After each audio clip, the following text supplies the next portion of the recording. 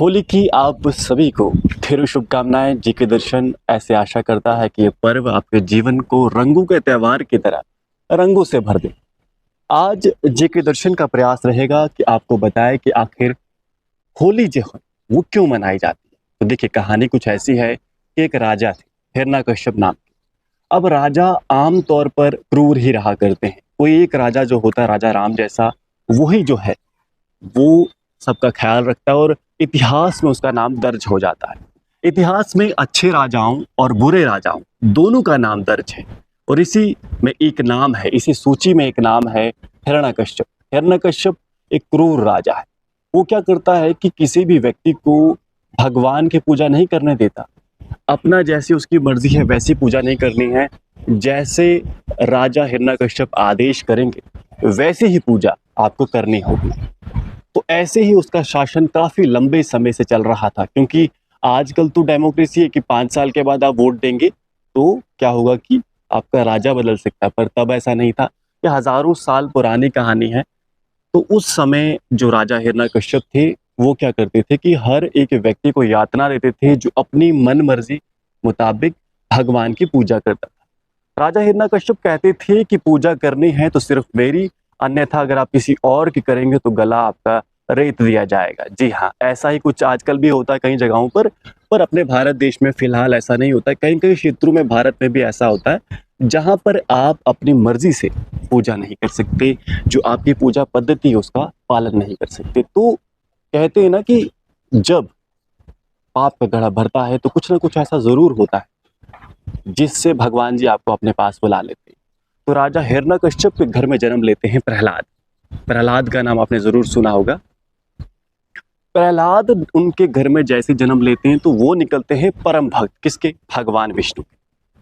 वो बचपन से ही भगवान विष्णु की पूजा अर्चना करने शुरू कर लेते हैं। तो पहले तो हिरण्यकश्यप ने समझाया कि भैया ठीक है, आप क्यों उसकी पूजा कर रहे हो, मुझे बताइए। सबसे सर्वशक्तिमान मैं हूँ, मैं आपके समक्ष हूँ, मैं दिखता हूँ। ठीक है, ऐसा लोग आपसे कहीं कहते हों कि आपका भगवान तो दिखता नहीं। ऐसा ही प्रहलाद के पिताजी हिरण्यकश्यप प्रहलाद से कहते थे कि भैया मैं दिखता हूँ, मैं राजा हूँ, सब कुछ मेरे नियंत्रण में है, जो मैं चाहता हूँ वो मैं कर सकता हूँ। तो ऐसे में आप उसकी पूजा क्यों करते हैं जो दिखता नहीं है, या जो पत्थर में जिसको पूजते हैं, पेड़ में जिसको पूजते हैं, क्यों ऐसा पूजते हो, है ना। तो ऐसे में जब बचपन में आप इसको ऐसे भी समझिए कि एक राजा है, वो कोई चीज इंप्लीमेंट कराना चाहता है, पर वो घर पे ही अगर उस चीज को इंप्लीमेंट नहीं कराएगा तो उसके विश्वास को कितना आघात पहुंचेगा, है ना। बाहर जब वो जाएगा तो तब क्या होगा कि वो बताएगा कि अच्छा मेरी पूजा करो, और अंदर जब वो आएगा, अंदर उसके घर में उसका बच्चा, उसका बेटा ही बात नहीं मानता, तो ऐसे में उसके विश्वास पर वो जिस निश्चितता से, जिस दृढ़ता से बाहर जाके जिस जोश से लोगों को अपने बात मनवा सकता था, वो नहीं मनवा सकता है जब उसके घर में ही ये चीज हो रही। तो पहले तो उसने कई सारे ऐसे तरीके अपनाए जिससे वो प्रहलाद को मना सके कि भैया आप भगवान जी की, भगवान विष्णु की पूजा ना करें बल्कि मेरी पूजा करें। पर प्रहलाद भी कहाँ मानने वाले, तो वो भी तो परम भक्त थे भगवान जी के, तो वो लगे रहे। ऐसे में जब हिरण्यकश्यप थक गया तो उसने निश्चय लिया कि अब बड़ा हो गया, है ना, अब बड़ा हो गया बातों से मनाना, अब मुझे कुछ और तरीका अपनाना पड़ेगा। तो हिरण्यकश्यप ने क्या किया, उसे एक पहाड़ से फेंकवा दिया। फिर क्या होता है, फिर वो बच जाता है। हाथियों के आगे भेज दिया, फिर बच गया। सांप के जेल में डाल दिया जहां पर सिर्फ सांप है, फिर भी प्रहलाद जो है बच जाते थे। ऐसे में हिरण्यकश्यप की फ्रस्ट्रेशन जो है वो बढ़ती ही जा रही थी। अब उसने सोचा कि मैं क्या करूं। तो हिरण्यकश्यप की एक बहन थी, उसका नाम था होलिका। होलिका, जी हाँ, जिसके नाम पर होली का पर्व रखा गया है। होलिका क्या करती हैं कि होलिका ने कड़ी तपस्या की थी और भगवान ब्रह्मा जी से ये वरदान लिया था कि वे अग्नि से नहीं जल सकती। तो होलिका ने हिरण्यकश्यप को एक एडवाइस दी, एक सजेशन। उसने क्या सजेशन दी कि आप क्या करिए कि प्रहलाद को मेरी गोद में बिठाइए और मुझे आग लगा दीजिए, क्योंकि मैं तो जलती नहीं, पर प्रहलाद जल जाएगा। और इससे जो आपका दुश्मन है, जो आपके राज्य में आपकी बात लोग माने, इसमें बाधा पैदा कर रहा है, वो जल जाएगा और फिर लोग आपकी पूजा करने लग जाएंगे। तो होलिका ने, तो हिरण्यकश्यप ने वही किया जो उनकी बहन ने उन्हें बताया था कि आप ऐसे ऐसे करें। फिर क्या होता है कि होलिका को एक जगह लाया जाता है, पब्लिक प्लेस में लाया जाता है, और उसके साथ कई सारा ऐसा लकड़ी, ऐसा सामान लाया जाता है जिसको जल्दी आग पकड़ जाती है, ठीक है।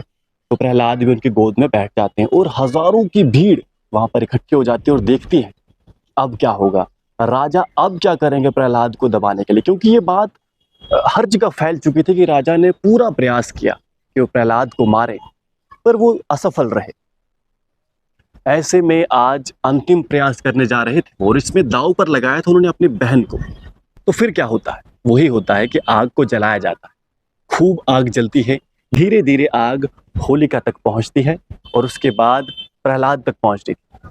पर होता क्या है कि होलिका जलने लग जाती है, वो चीख पुकार करती है कि मुझे बचाओ, मुझे बचाओ, और प्रहलाद आराम से निश्चिंत रहता है और वो नहीं जलता है। ये करने के बाद तो अब हिरण्यकश्यप की बहन की भी मृत्यु हो जाती है। तो फिर हिरण्यकश्यप अब पूरी तरह से पागल हो चुका था कि कैसे इस प्रहलाद को मैं नष्ट करूं जिससे मेरी ही सत्ता हर जगह स्थापित हो। फिर क्या करते हैं, प्रहलाद को हिरण्यकश्यप अपने कक्ष में बुलाते हैं और उनसे पूछते हैं कि क्या इस पत्थर में भगवान है, क्या इस मूर्ति में भगवान है, क्या ये जो पिलर है मेरे सामने इसमें भी भगवान है। तो प्रहलाद कहते हैं जी हाँ, इसमें भी भगवान है, इसमें भी भगवान है, और ये जो आपके सामने इस महल का पिलर है इसमें भी भगवान है। हिरण्यकश्यप अपनी गदा उठाते, एक प्रकार का हथियार है, उठाते हैं और उस पिलर पर वार करते हैं तो पिलर टूटता है और वहां से निकलते हैं नरसिंह भगवान,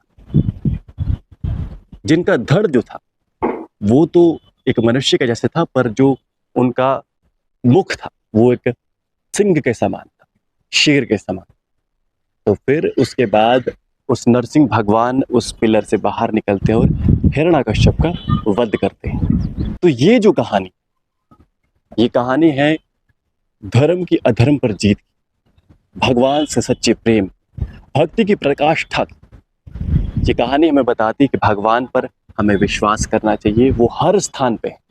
आप मुझे देख रहे हैं, हो सकता है भगवान मुझ में ही हो, आप मेरे पीछे अगर कुछ घर देख रहे हैं, हर चीज में भगवान है। बस डिपेंड करता है कि आप उसे मानते हैं, आप में वो दृढ़ विश्वास होना चाहिए। तो आपको हमारी ये प्रस्तुति कैसी लगी हमें कमेंट बॉक्स में जरूर बताइएगा। फिलहाल मिलते हैं अगली वीडियो में, और होली की एक बार फिर से आप सभी को ढेरों शुभकामनाएं। आप जुड़े रहिए जेके दर्शन के साथ। धन्यवाद।